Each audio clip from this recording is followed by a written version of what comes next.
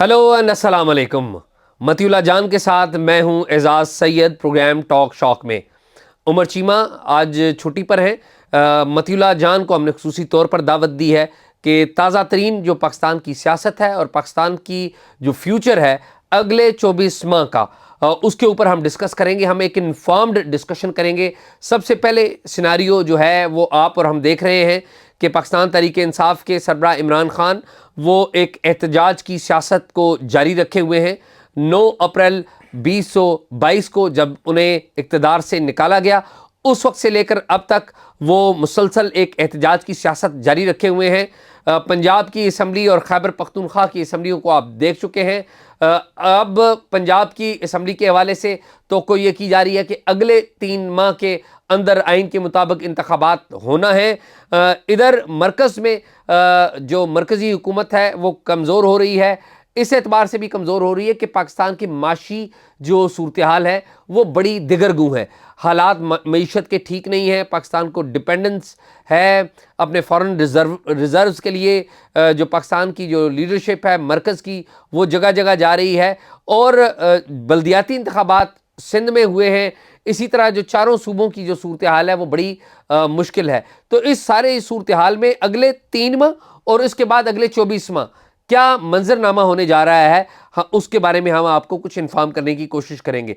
मतीउल्लाह, सबसे पहले बिफोर एक रिपोर्ट जारी हुई है उसका मैं तज़किरा करने से पहले मैं आपसे एक ओवरव्यू लेना चाह रहा हूँ कि शॉर्टली कि ये जो 3 माह अगले आ रहे हैं, कि हम देख रहे हैं कि इमरान खान साहब शायद वो नेशनल असम्बली में आने की कोशिश कर रहे हैं, थिंकिंग प्रोसेस कर रहे हैं। मेरी इतलात ये है कि इमरान खान साहब को किसी ने इतला दी है कि आप कौमी असम्बली में आएँ और कौमी असम्बली में आकर मौजूदा जो प्राइम मिनिस्टर हैं शहबाज शरीफ, इनके ख़िलाफ़ vote of no confidence file कर दें।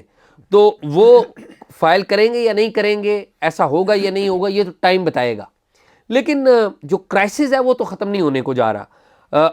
पंजाब असम्बली का इलेक्शन अंडर द कॉन्स्टिट्यूशन 3 माह के अंदर होना है। तो यानी कि 3 माह का मतलब है कि अप्रैल के अंदर, ये अप्रैल के एंड के अंदर ये इलेक्शन होंगे। तो ये अप्रैल में पाकिस्तान का मंजरनामा क्या होगा? यानी कि आप देखें ना, जो रमज़ान है वो भी अप्रैल में ही, अप्रैल के इर्द गिर्द है। और रमज़ान वो महीना है जहाँ पे प्राइस हाइक बहुत ज़्यादा है। इसी दौरान हमने वर्ल्ड बैंक से पैसे भी लेने हैं, निगोशिएशन हमारी हो रही है और दुनिया से भी हो रही है। तो एज ए जर्नलिस्ट आप क्या देखते हैं कि on the front of economy and politics क्या मंजरनामा इन 2 इश्यूज़ के ऊपर कैसे देखते हैं, और फिर हम टेररिज्म के ऊपर बात करें। बहुत शुक्रिया एजाज सैयद, आपने टॉक शॉक में मुझे बात करने का मौका दिया। मैं ख़ुद आपका बड़ा फ़ैन और फॉलोअर हूँ। और जहाँ तक आपने मंजरनामे की बात की है तो मेरे ख़्याल में आप ख़ुद भी अच्छी तरह जानते हैं पाकिस्तान के मंजरनामे के ऊपर बहुत से लोग जायचे भी बनाते रहे हैं और कुछ नक्शे भी बनाते रहे हैं और कुछ तावीज़ भी तैयार करते रहे हैं। इसलिए मैं तो किसी किस्म की ऐसी पेशगोई नहीं करूँगा कि जिससे ये तासुर मिले कि शायद मैं कोई बहुत पहुँचा हुआ कोई बुज़ुर्ग हूँ। मगर इतना ज़रूर कह सकता हूँ कि 3 महीने की जो वक्त है वो इमरान खान ने वफाकी हुकूमत के लिए मुकर्रर किया है और एक किस्म का ये मैसेज दिया है कि अगर इलेक्शन की तारीख़ कोई आनी है तो इन 3 महीनों के अंदर अंदर इलेक्शन की तारीख़ दे दी जाए। अब वो तारीख़ क्या 3 महीनों के अंदर ही होगी या नहीं, ये भी आप सोचने की बात है। मगर इमरान खान का वापस कौमी असम्बली में आना इस बात की तरफ भी इशारा करता है कि तारीख़ अगर इन 3 महीने के बाद की भी होती है जनरल इलेक्शन की पूरे मुल्क में, तो भी इमरान खान अगर वापस कौमी असम्बली में आ जाते हैं तो उस हवाले से जो हुक्मरान इत्तेहाद है उसके साथ मिलकर कोई ऐसी आइनी तरमीम या कानूनी तरमीम की जा सकती है कि जिसमें इलेक्शंस अगर 3 महीने के अंदर नहीं तो 4 महीने या 5 महीने में भी हो सकते हैं। तो उनका वापस असम्बली में आना ये भी एक खुशाइन बात है इस हद तक कि अब कम से कम वो जो 3 महीने की डेडलाइन अगर मीट नहीं भी होती तो वो हुक्मरान इत्तेहाद से मिलकर आइन के अंदर इतनी गुंजाइश निकाली जा सकती है कि 3 महीने, जैसे मैंने पहले कहा कि 4 महीने या 5 महीने, तो उनका वापसी तो है। मगर इसके साथ साथ इमरान खान की वापसी जो है वो इतनी आसान नहीं होगी। अगर वो वापस आते हैं तो उनको फिर बहुत सारे सवालात के जवाब भी देने होंगे। ये वो वापसी है कि जिसमें टार्ज़न को फ़ायदा नहीं होगा, उसमें टार्ज़न जो है وہ جو تھوڑا بہت سیاسی لباس اس نے پہنا ہوا ہے وہ اس میں مزید کمی آ جائے گی۔ ان سے سوال ہوں گے کہ آپ نے 8-9 مہینے جو اسمبلی سے باہر رہ کے گزارے وہ کیوں گزارے، کیوں قوم کا وقت بھی برباد کیا اور وہ پیسہ بھی برباد کیا جو پی ٹی آئی کے اراکین اسمبلی تقریباً کل ملا کے 123 اراکین 1.25 ارب روپیہ جو ہے وہ کلیم کریں گے اپنے 8-9 مہینے کے اس مدت کا جس مدت میں انہوں نے کوئی کام نہیں کیا۔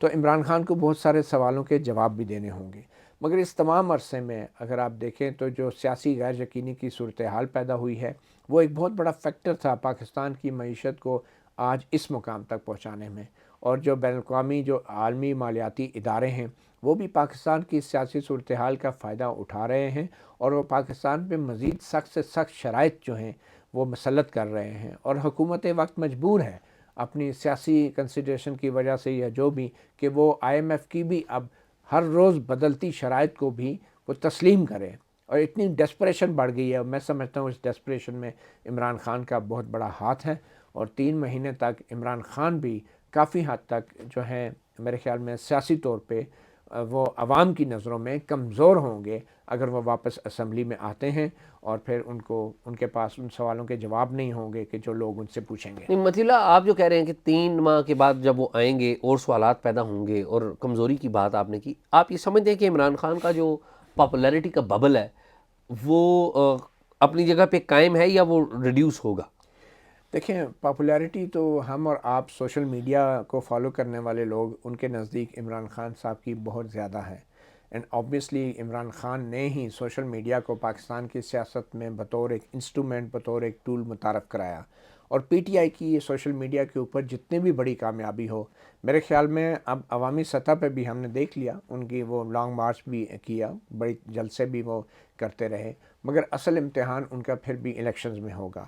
ایک الیکشنز تو وہ تھے جو ضمنی الیکشنز ہوئے، جو بائی الیکشنز ہوئے، اس میں بڑی تعداد میں پی ٹی آئی کے ایم این ایز، بلکہ عمران خان تو تقریباً 7 سیٹوں پہ ایک دم ہی کامیاب ہوئے، اور جو بہت بڑی ایک ان کی یقینی طور پہ کامیابی ہے۔ مگر جن 3 مہینے کے اندر پاکستان کے ساتھ کیا ہوگا یہ زیادہ عام ہے بجائے اس کے کہ عمران خان کے ساتھ کیا ہوگا۔ تو اگر پاکستان کے ساتھ کچھ اچھا نہیں ہوتا تو اس کی ذمہ داری صرف اور صرف حکمران اتحاد پہ ڈالنا جو ہے وہ مجھے نہیں لگتا کہ وہ کسی صورت بھی منطقی بات ہوگی، اور عوام اچھی طرح دیکھ رہے ہیں کہ موجودہ حالات کے اندر عمران خان کا اپنا کیا رول رہا ہے۔ اگر اب وہ اسمبلی میں آتے ہیں تو لوگ یقینی طور پہ پوچھیں گے کہ اگر آپ 8 مہینے پہلے اسمبلی میں بیٹھے رہتے تو کیا پاکستان کی آج یہ حالت ہوتی؟ تو مطیع اللہ، آپ تو پھر اس اعتبار سے یہ کہہ رہے ہیں کہ عمران خان اپوزیشن میں رہ کر بھی جو رول عمران خان ہی کر رہے ہیں۔ آبویسلی پاکستان کے اندر جو ماضی میں بھی اسٹیبلشمنٹ کا کردار رہا ہے اس کی وجہ سے ہمیشہ اسٹیبلشمنٹ اور اپوزیشن نے مل کر رول کیا ہے، ٹھیک ہے۔ اب کی بار جو ہم سننے میں آ رہا ہے کہ اسٹیبلشمنٹ نیوٹرل ہے اور اسٹیبلشمنٹ کسی قسم کا کوئی کردار ادا نہیں کر رہی، تو یہ بھی یقین کرنے والی بات نہیں ہے، کیونکہ اتنی زیادہ جو انویسٹمنٹ ہو چکی ہے پاکستان کے سیاسی نظام کے اندر اسٹیبلشمنٹ کی، تو یہ اتنا آسان نہیں ہے کہ ایک دن میں تو کوئی بینک بھی ایک چیک جو ہے وہ اتنی بڑی رقم کا نہیں آپ کو نکالنے دیتا۔ اسٹیبلشمنٹ نے 75 سال کی انویسٹمنٹ کی ہے پاکستان کے سیاسی بینک کے اندر، تو مجھے نہیں لگتا کہ ان کے صرف کہہ دینے سے، اور وہ بھی ایک ریٹائر ہونے والے آرمی چیف کے اعلان کی وجہ سے ہم یہ سمجھ بیٹھیں کہ اسٹیبلشمنٹ مکمل طور پہ نکل چکی ہے۔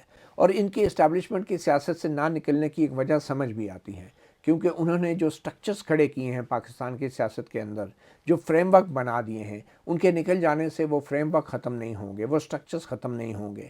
تو ان کا میرے خیال میں اب وہ سمجھتے ہیں کہ ہمارا سیاسی نظام ابھی اس قابل نہیں ہے کہ اس کو مکمل طور پہ آزاد چھوڑ دیا جائے۔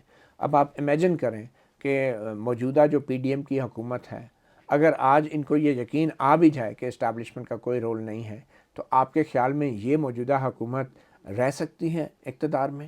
بہت مشکل ہوگا، کیونکہ موجودہ حکومت کے اندر مختلف پارٹیاں ہیں، مختلف گروپس ہیں، ان کے انٹرسٹ ہیں، خاص طور پہ بلوچستان کے جو گروپس ہیں وہ تو ہمیشہ ولنریبل رہے ہیں اسٹیبلشمنٹ کے پریشر کے حوالے سے۔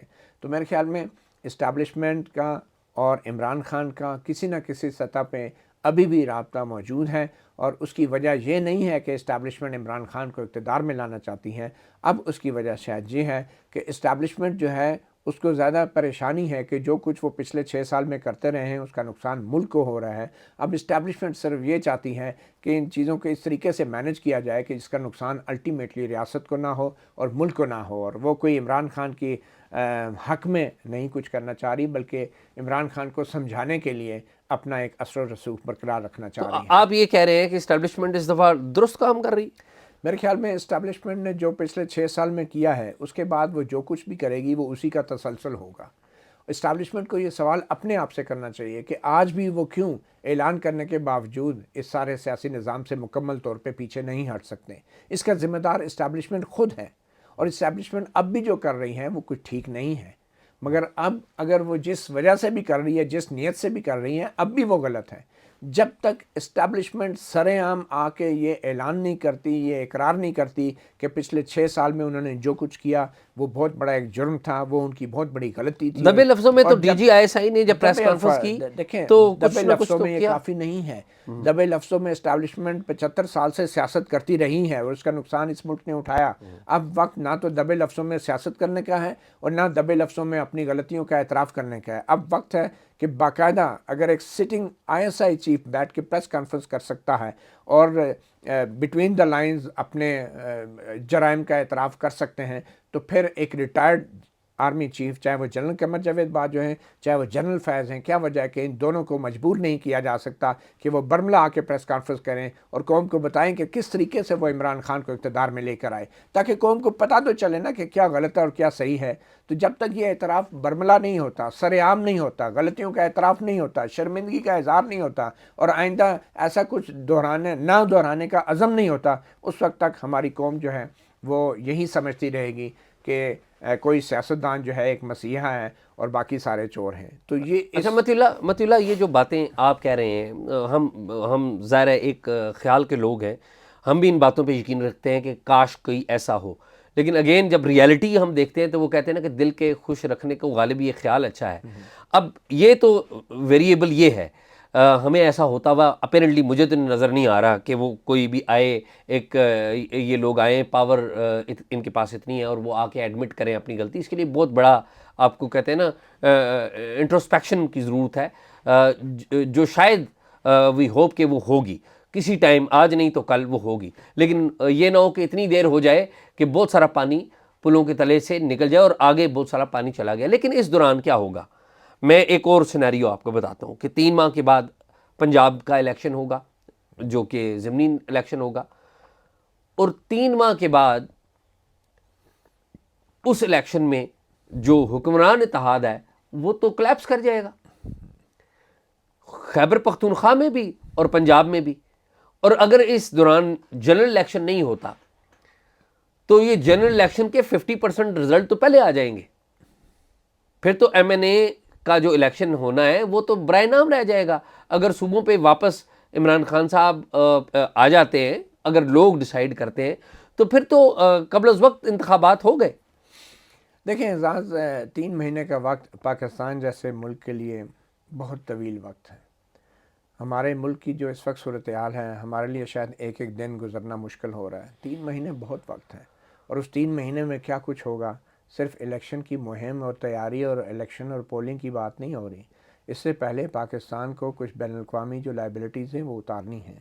پاکستان نے کچھ شرائط کے اوپر عمل درآمد کرنا ہے، اور اگر 3 مہینوں کے اندر آئی ایم ایف کی ہمیں قسط نہیں ملتی تو آپ سمجھتے ہیں کہ ملک میں الیکشنز ہوں گے، چاہے وہ ایک صوبے میں ہی کیوں نہ ہوں. تو یہ وہ سب سے بڑے چیلنجز جو اس وقت پاکستان کو درپیش ہیں، وہ یہ نہیں ہیں کہ 3 مہینوں میں الیکشن ہوگا یا نہیں. پاکستان کو اس وقت سب سے بڑا چیلنج یہ درپیش ہے کہ کیا پاکستان آئی ایم ایف کی شرائط پہ پوری طرح عمل کر سکے گا، اور کیا آئی ایم ایف کی جو قسط ہے پاکستان کو مل جائے گی. یہ ایک بہت بڑا سوال ہے ان 3 مہینوں سے پہلے کا ہے. اچھا، اگر آپ کہہ رہے ہیں کہ پنجاب میں الیکشنز ہوں گے، تو پنجاب میں 3 مہینے کے دوران تو ابھی عمران خان بہت سارے مقدمات میں عدالتوں کا بھی سامنا کر رہے ہیں. وہاں پہ بھی ابھی بہت کچھ جواب دینے ہیں عمران خان نے. وہاں پہ بھی ابھی بہت سارے کیسز میں انہوں نے اپنے دلائل دینے ہیں. اچھا متی اللہ، چونکہ آپ عدالتوں کو کور کرتے ہیں اور آپ تقریباً 35 سال ہو گئے، 25 سال 26 سال، اچھا میں 10 سال زیادہ بڑھا گیا، تو 25-26 سال ہو گئے صرف آپ عدالتوں کو کور کرتے ہیں تھارولی. آپ کیا سمجھتے ہیں کہ جو موجودہ جو پی ڈی ایم ہے، ان کے تو ظاہر کیسز اس طرح سے عدالتوں میں نہیں ہیں، اپوزیشن عمران خان کے کیسز ہیں عدالتوں میں. اگر میں آپ کو کہوں کہ پہلے 4 چیلنجز عمران خان کو عدالتی لحاظ سے کیا ہیں تو آپ کیا کہیں گے؟ میرے خیال میں تو ہمارے سامنے ہیں، وہ جس کو کہتے ہیں نا کہ فائل تیار ہوتی ہے لوگوں کی، اسی طرح ہمارے ملک میں بدقسمتی سے سیاستدانوں کی بھی فائلیں تیار ہوتی ہیں. کبھی اسٹیبلشمنٹ براہ راست سامنے ہوتی ہے، اور کبھی جو ہے اسٹیبلشمنٹ کو اچھے وکیل بھی مل جاتے ہیں. وہ وکیل جو ہیں وہ کبھی اوپر بیٹھتے ہیں، کبھی نیچے بیٹھتے ہیں. تو میرے خیال میں جو امپورٹنٹ کیسز ہیں ان میں توشہ خانہ کیس جو ہے وہ ایک امپورٹنٹ کیس ہے. اور اس کے بعد پھر پولیٹیکلی اگر دیکھا جائے جو زیادہ ڈیمیجنگ ہو سکتا ہے وہ ٹیرین وائٹ کا کیس ہے. اور کیس میں آپ کو یہ بتا دوں، یہ بظاہر جو کیس بہت امپورٹنٹ نظر آتے ہیں، ہمارے ماشاءاللہ سے اتنا ٹیلنٹڈ ہمارے منصف ہیں کہ وہ چھوٹے سے چھوٹے کیس کو بھی بڑے سے بڑا بنا دیتے ہیں، اور بڑے سے بڑے کیس کو بھی چھوٹے سے چھوٹا بنا دیتے ہیں. اگر سپریم کورٹ میں دیکھا جائے تو 25 مئی کا توہین عدالت کا ایک کیس بھی عمران خان کے خلاف پینڈنگ پڑا ہوا ہے، ابھی وہ بھی ایز سچ نہیں لگا. تو اسی طرح جو ٹرائل ابھی توشہ خانہ کا شروع ہوا ہے سیشن کورٹ اسلام آباد میں، وہ معاملہ بھی ہے. توہین عدالت کے الیکشن کمیشن کے سامنے بھی معاملات پینڈنگ ہیں. جو اگر صرف ایک ہلکے کا کیس لے لیں، ڈسکا کی ایک انکوائری الیکشن کمیشن نے شروع کی تھی جس کو لاہور ہائی کورٹ نے اسٹے کر کے ساری انکوائری کو آگے پیچھے کر دیا، اور اب پتہ نہیں الیکشن کمیشن اس پہ اپیل بھی فائل کرے گا یا نہیں. تو اس انکوائری کے اندر ایسے انکشافات ہو گئے تھے کہ جس میں عمران خان اور پی ٹی آئی کے بڑے بڑے لوگ انوالو ہوتے تھے. تو اگر وقت ضرورت پڑی تو شاید وہ ڈسکا والا معاملہ بھی جو ہے دوبارہ سے شروع کر دیا جائے. تو کیسز بہت ہوتے ہیں، صرف معاملہ فیصلے کرنے کا ہوتا اچھا ہے ویسے کہ ادارے فیصلہ کب کرتے ہیں. میں کوئکلی آپ سے، لاہور ہائی کورٹ کیا اسٹیبلشمنٹ کے کنٹرول میں؟ دیکھیں، کنٹرول میں تو وہ لوگ ہوتے ہیں کہ جو کسی سسٹم کا حصہ نہیں ہوتے، تو ان کو کنٹرول کرنے کی کوشش کی جا سکتی ہے. میرے خیال میں پچھلے 6-7 سال سے ایک ایسا سسٹم ڈیولپ ہو چکا ہے کہ اب انہیں کنٹرول کرنے کی ضرورت نہیں ہے نہیں کسی مطلب بھی میں اس لیے ادارے عرض کو. کر رہا ہوں نا کہ دیکھیں نا اپیرنٹلی اسٹیبلشمنٹ جو ہے وہ ایک یہ بھی ہے نا کہ اسٹیبلشمنٹ کے کنٹرول میں سب کچھ ہے، لیکن ہم نے یہ بھی دیکھا افتخار چودھری کے کیس میں انیشلی کہ چیزیں اسٹیبلشمنٹ کے کنٹرول میں نہیں رہیں. لیکن لاہور ہائی کورٹ جس طرح ابھی فیصلے دے رہی ہے، ڈو یو تھنک کہ chief justice Lahore high court he is وہ انڈیپینڈنٹلی وہ کر رہے ہیں، وہ کسی کے کنٹرول میں؟ مجھے تو نہیں نظر آ رہا کہ وہ دیکھیں، ہے. اگر آپ مجھ سے بطور کورٹ رپورٹر پوچھ رہے ہیں تو میری تو یہ ایک سبجیکٹیو اسیسمنٹ ہوگی کہ میری نظر میں قانون کیا کہتا ہے اور فیصلے کیا ہو رہے ہیں. اس کی بنیاد پہ اگر آپ کہیں گے تو اس پہ تو بحث ہو سکتی ہے، کیونکہ وکیلوں کے بیچ 2 فریقین ہوتے ہیں، ان میں ایک وکیل ایک کہتا ہے دوسرا. مگر میرے خیال میں جو حالات پیدا کر دیے گئے ہیں اس وقت ملک میں، تو ان حالات کے اندر ججز جو ہیں از خود ہی ایک جس کو کہتے ہیں نا سیلف سینسرشپ اور سیلف ریگولیشن. میڈیا میں سیلف ریگولیشن تو اچھا ہے، مگر میں سمجھتا ہوں کہ ان حالات میں کہ جب بار رومز کے اندر بھی گولیاں چل رہی ہوں، جب ججز کی فیملیز اگر اپنے آپ کو محفوظ تصور نہیں کرتی، یا ان کی کہیں فائلیں بنی ہوں یا ویڈیوز بنی ہوں، یا ان کے سامنے کہیں ججوں کو سبق بنا دیا گیا ہو مختلف ریفرنسز کے ذریعے، تو پھر ان کو کنٹرول کرنے کی ضرورت نہیں ہوتی، وہ آلریڈی کنٹرول ویل ٹیکن. اچھا پولیٹیکل کیاس تو ہم نے ڈسکس کر لیا پنجاب کے حوالے سے. سندھ میں آپ کو پتہ ہے پیپلز پارٹی کا راج ہے، بلدیاتی انتخابات میں بھی انہوں نے لیڈ لیا. کے پی اور پنجاب مین جو آپ کی سینٹرل گورنمنٹ ہے اس کو اپیرنٹلی ڈیسائیڈ کریں گے. تو ان کا جو کیاس ہے وہ تو آپ کے اور میرے سامنے آ گیا کہ 3 ماہ بعد کی کیا صورتحال ہوگی اپیرنٹلی. اس میں ایک ویریشن، 2 اور ویریشنز بھی ہیں. آئی ایم ایف کا آپ نے ذکر کیا، اس کا بہت سارا تعلق ہے ہمارے امریکہ کے ساتھ تعلقات کیسے ہیں، اور ہمارے امریکہ کے ساتھ تعلقات کا بہت سارا اثر ہے کہ ہم افغانستان کے معاملے کو کیسا ڈیل کرتے ہیں، اور کیا اس معاملے پہ بھی بات کرتے ہیں آگے. ہمیں ٹیررزم کا ایک چیلنج ہے. تو یہ ویریشنز آپ کو پاکستان کے پولیٹیکل لینڈسکیپ پر کتنے زیادہ اثر انداز ہوتے ہوئے نظر آ رہے ہیں؟ لیکن ڈیفینیٹلی جیسے میں نے پہلے کہا کہ 3 مہینے میں سب سے بڑا چیلنج تو یہی ہے کہ ہمیں سب سے پہلے یہ کہ آئی ایم ایف ہمیں ہیلپ کرتی ہے یا نہیں. اور آپ نے خود بتا دیا کہ اس کے پیچھے سب سے بڑا فیکٹر ہمارے امریکہ سے تعلقات کے ہیں. مجھے یہ بتائیں کہ 75 سال کی تاریخ میں پاکستان نے کب امریکہ کو آنکھیں نکالی اور کب امریکہ کے خلاف سٹینڈ لیا؟ اب بھٹو نے بھی امریکہ کے اوپر بڑی بات کی اور کہا کہ ہم دھمکی میں نہیں آئیں گے. یقینی طور پہ اس وقت ایٹمی پروگرام جب شروع کیا تو وہ اس تھریش ہولڈ پہ نہیں تھا کہ جس سے امریکہ کو تھریٹ پیدا ہوتی. مگر جب نواز شریف نے ایٹمی دھماکے کیے تو پھر امریکہ نے اس تھریش ہولڈ کو مانیٹر کیا، اور میں سمجھتا ہوں کہ کافی حد تک گارنٹیڈ ہیں، اور انٹرنیشنل اٹامک انرجی جو ایجنسی ہیں اس کے جتنے سیف گارڈز ہیں ہم اس کو فالو کرتے ہیں، اور میرے خیال میں پاکستان ان ممالک میں ہے کہ جو کافی حد تک ٹرانسپیرنسی کے پوائنٹ آف ویو سے اور اپنی سیکیورٹی کے پوائنٹ آف ویو سے کافی حد تک اتنی ایکسیس ضرور دیتا ہے امریکنز کو اور انٹرنیشنل واچ ڈاگس کو، نیوکلیر واچ ڈاگس کو، کہ اس سے کوئی انہیں تھریٹ فیل نہ ہو، اور یہ پاکستان کے انٹرسٹ میں ہے۔ تو میرے خیال میں ابھی ہم امریکہ کو آنکھیں نہیں دکھا رہے تھے جب تک یہ عمران خان نے اس کو ایک ایشو نہیں بنایا اور ایسا ظاہر کیا کہ جیسے 75 سالہ تاریخ میں واحد ایک عمران خان ہے جس کو امریکہ نے سازش کر کے اتارا، اور مجھے سمجھ نہیں آئی آج تک کہ عمران خان نے امریکہ کے خلاف ایسا کیا تھا یا ایسی کوئی تھریٹ کیا تھی کہ عمران خان کو ہٹانا پڑا۔ میرے خیال میں ان کا ایک ریجنل انٹرسٹ ہے، افغانستان کا انٹرسٹ ہے، جس میں وہ یہ سمجھ رہے تھے کہ شاید پاکستان کی گورنمنٹ سے زیادہ کچھ لوگ طاقتور ہو چکے ہیں، تو ان طاقتور لوگوں کو جو ہے اس جگہ سے ہٹانا مقصد تھا کہ جس جگہ سے وہ افغانستان میں امریکن انٹرسٹ کو نقصان پہنچا سکتے تھے۔ تو ہمارے وزیر اعظم تو وہ جس کو کہتے ہیں نا کولیٹرل ڈیمیج ہوتے ہیں، اور میں عمران خان کو بھی اس تناظر میں کولیٹرل ڈیمیج سمجھتا ہوں۔ وجہ افغانستان تھی، اور افغانستان میں جن لوگوں کا کنٹرول تھا وہ آرمی چیف بھی نہیں تھا، وہ شخص تھا جو ڈیلی بیسس پہ، روٹین کی بیسس پہ افغانستان کے جتنے بھی پولیٹیکل گروپس ہیں ان کے ساتھ رابطوں میں رہتا تھا۔ تو اس کی وجہ سے عمران خان کو لیٹرل ڈیمیج بن گیا، اور انہوں نے ایک اینٹی میکانزم کی ایک ویو کریٹ کی، اور آپ کو پتہ ہے پاکستانی اس حوالے سے بڑی جذباتی قوم ہے، مگر میرے خیال میں اب وقت جذبات کا نہیں ہے، اس بات کو سمجھنے کا ہے کہ امریکہ کو ہم دشمن بنائیں گے اور یہ سمجھتے ہیں کہ چین یا روس ہماری مدد کو آئے گا، تو یہ بہت بڑی غلطی ہوگی جو اس سے پہلے بھی کسی مرحلے پہ ہم سے ہوتی رہی ہے، اور اس کا ہم نے خمیازہ بھی بھگتا ہے۔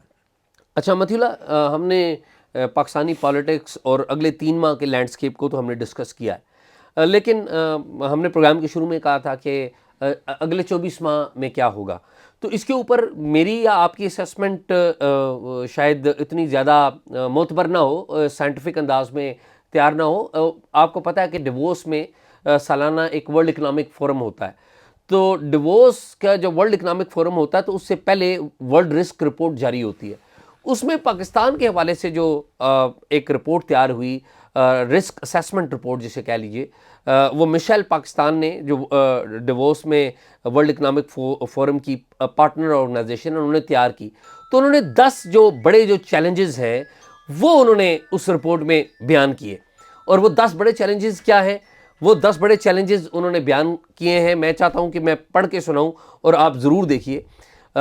سب سے پہلے جو اس رپورٹ میں جو رسک ہے وہ بتایا گیا، اور یہ یاد رکھیے کہ یہ جو رپورٹیں اس طرح کی تیار ہوتی ہیں وہ بڑی سائنٹیفک انداز میں ان کا ڈیٹا اکٹھا کیا جاتا ہے، کم و بیش 400 افراد جو کی سٹیک ہولڈرز ہیں ان سے سروے کیا گیا، جو کم سے کم ڈیٹا ہوتا ہے 250 ہوتا ہے، لیکن وہ زیادہ سے زیادہ، یعنی پاکستان میں 400 افراد کا ڈیٹا انہوں نے اکٹھا کیا، تو اس ڈیٹا کے تحت جو ٹاپ 10 جو رسک ہیں وہ انہوں نے بیان کیے۔ نمبر 1 وہ کہتے ہیں کہ پاکستان میں اگلے 24 ماہ کے اندر ڈیجیٹل پاور کنسنٹریشن اور مونوپلیز وہ ایک نیا رسک ہوں گی۔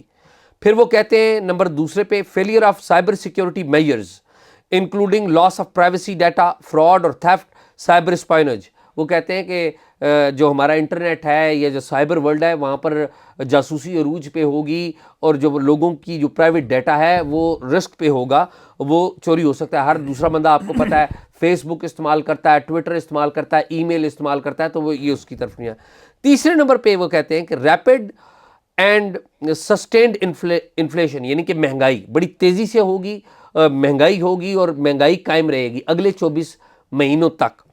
پھر 4 نمبر پہ وہ کہتے ہیں ڈیٹ کرائسس، کہ پاکستان کو قرضوں کا ایک کرائسس رہے گا، یہ اگلے 24 مہینوں کی صورتحال بتا رہے ہیں۔ پھر 5ویں نمبر پہ بڑی خطرناک بات کہہ رہے ہیں، وہ کہتے ہیں سٹیٹ کولیپس ہو جائے گی، یعنی کہ پاکستان کی سٹیٹ کولیپس کا مطلب ہے کہ جو سٹیٹ کے انسٹیٹیوشنز ہیں وہ پراپرلی کام نہیں کر پائیں گے، اور انٹرنل یہ جو کیوس ہے سٹیٹ کا، تو آپ کو پتہ ہے کہ ہماری جو ملیٹنٹ آرگنائزیشنز ہیں، ہماری ریڈیکل آرگنائزیشن ہے مذہبی، اس سے بھی فائدہ اٹھاتی ہیں۔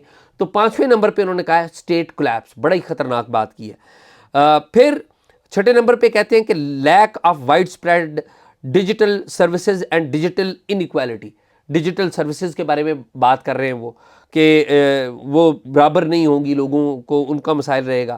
پھر 7ویں نمبر پہ کہتے ہیں انٹر اسٹیٹ کانفلکٹ. نام نہیں لیا انہوں نے.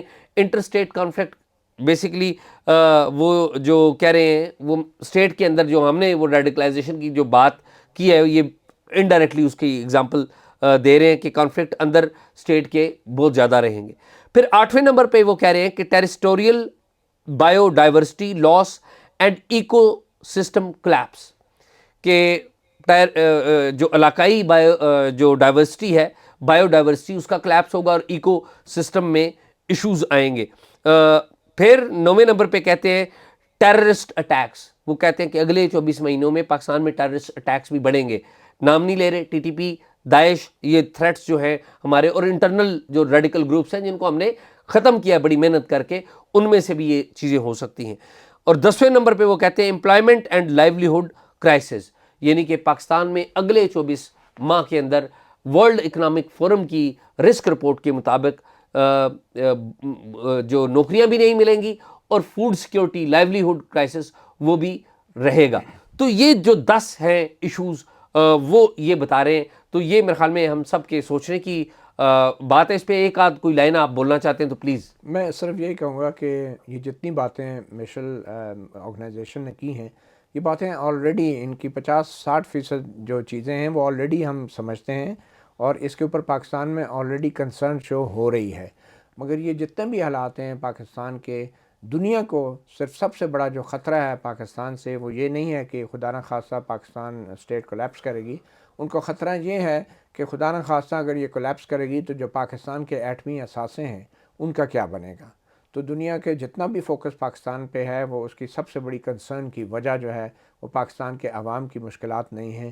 وہ پاکستان کے خدا نخواستہ اگر نقصان ہوتا ہے تو اس میں جو پاکستان کے ایٹمی اثاثے ہیں ان کا کمانڈ اینڈ کنٹرول کا کیا بنے گا، کیونکہ کسی صورت میں بھی اس طرح کے اثاثے جو ہیں وہ دنیا کے امن کے لیے بھی خطرہ بن سکتے ہیں. تو میرے خیال میں عمران خان کو اس رپورٹ کو پڑھنا چاہیے، اور پاکستان کے تمام سیاستدانوں کو جو ہے مل کر اس رپورٹ کے اندر جتنے بھی خطرات کی نشاندہی کی گئی ہے اس حوالے سے بھی ایک آل پارٹیز کانفرنس ہونی چاہیے، اور ہمارے سیاستدانوں کو، سیاسی جماعتوں کو اور ہمارے اداروں کو ان خطرات کا بھی بھرپور جواب دینا چاہیے. مطیع اللہ، میں تو یہ سمجھتا ہوں کہ پاکستان کے بارے میں یہ جو رپورٹ ہے، جس کے بارے میں ہم پہلے بھی باتیں کرتے رہے ہیں، لیکن یہ ایک فارمل رپورٹ آئی ہے، اس کے بارے میں ہمیں ایک تو انٹرنلی بھی ہماری جو پولیٹیکل لیڈرشپ ہے اس کو، ہماری ملٹری لیڈرشپ ہے اس کو، ہماری جوڈیشری اس کو سینسٹائز کرنے کی بہت زیادہ ضرورت ہے. اور میرا یہ خیال ہے کہ اگر پاکستان میں کوئی کرائسس اسٹیٹ کلیپس کا آتا ہے تو وہ امریکہ کے مفاد میں نہیں ہے، وہ پاکستان کے پڑوسی ملک چائنا کے مفاد میں نہیں ہے، اور وہ انڈیا کے مفاد میں بھی نہیں ہے. ایران پر تو پہلے سے پابندیاں لگی ہوئی ہیں، افغانستان کی تو صورتحال پہلے سے خراب ہے، لیکن اگر گاڈ فاربڈ یہ صورتحال مٹیریلائز ہو جاتی ہے تو یہ کسی کے مفاد میں نہیں ہے، اور سب سے بڑھ کر یہ پاکستان کے عوام کے مفاد میں نہیں میرے ہے. خیال میں یہ جو ہماری سوچ ہے کہ پاکستان کو اگر نقصان ہوا تو دنیا کو نقصان ہوگا، یہ ایک سوئسائڈل اپروچ ہے، اور اس طرح کی سوچ ہمیں نہیں رکھنا چاہیے کہ ہم نہیں رہیں گے، ہم تو ڈوبے ہیں صنم، تم کو بھی لے ڈوبے. نہیں مطیع اللہ، نہیں، میرے یہ خیال ایشو میں یہ ہے کہ ہمیں دیکھیں نا، اس انڈرسٹینڈنگ کے ساتھ اگر ہم آگے جائیں گے تو اس کا مطلب ہے ہم نے ایکسیپٹ کر لیا کہ ہمارے ساتھ کیا ہوگا. میرے خیال میں ہمیں وہ بات کرنی چاہیے کہ جس سے ہم یہ تسلیم کریں کہ ماضی میں ہم سے کیا غلطیاں ہوئی ہیں، اور ہماری جو حکومتیں ہیں، جو سیاستدان ہیں، جب تک اس ملک میں آئین اور قانون کے مطابق ادارے جو ہیں وہ اسٹرینتھن نہیں کیے جائیں گے، اس وقت تک اس طرح کے کرائسس پاکستان میں آتے رہیں گے اور دنیا ہمارے بارے میں پریشان ہوتی رہے گی. ہمیں پاکستان کے اندر پولیٹیکل پروسیس کو اسٹرینتھن کرنا چاہیے، ڈیبیٹ اور ڈسکشن کو اسٹرینتھن کرنا چاہیے. جتنا آوازوں کو دبایا جائے گا اور جتنا سوچ پہ پہرا بٹھایا جائے گا، اس وقت تک یہ تمام خطرات جن کا آپ نے ذکر کیا اس پہ کوئی سیر حاصل بحث نہیں ہوگی، اور ہم کسی نتیجے پہ بطور قوم نہیں پہنچ مدر سکیں آف گے. آل تھنگز، پاکستان میں ڈیموکریسی اور پارلیمنٹ کے اور آئین کے مضبوط ہونے کی ضرورت ہے، اور یہی تمام مسائل کا حل ہے. ناظرین، آپ نے دیکھا کہ پاکستان میں اگلے 3 ماہ کے اندر کیا کرائسس ڈیولپ ہونے جا رہے ہیں، اور ابو آل پاکستان میں اگلے 24 ماہ کی پاسبل صورتحال کیا ہوگی، وہ ہماری زبانی نہیں، ورلڈ اکنامک فورم نے جو اس علاقے پاکستان، اس ملک کے بارے میں جو ایک اپنا تھنکنگ جو دی ہے، جو اندازے لگائے ہیں، ہم نے اس کے اوپر بات کی ہے۔ امید ہے آپ کو ہماری گفتگو پسند آئی ہوگی۔ ہمارا پروگرام دیکھتے رہیے، اور اگر آپ نے ہمیں کوئی معلومات دینی ہے تو ہمارے چینل کی ڈسکرپشن میں talkshock777@gmail.com وہ لکھا ہوا ہے، اس پہ ہمیں معلومات دیجیے، کوئی ایویڈنس ہے، کوئی ٹپ ہے، ضرور دیجیے، ہم دیکھتے ہیں۔ اور اگر آپ نے اس پروگرام کے بارے میں رائے دینی ہے، اچھی یا بری، مثبت یا منفی، تو اس پروگرام کے نیچے پبلکلی اپنی رائے کا ضرور اظہار کیجیے۔ مجھے اور متی اللہ جان کو اجازت دیجیے۔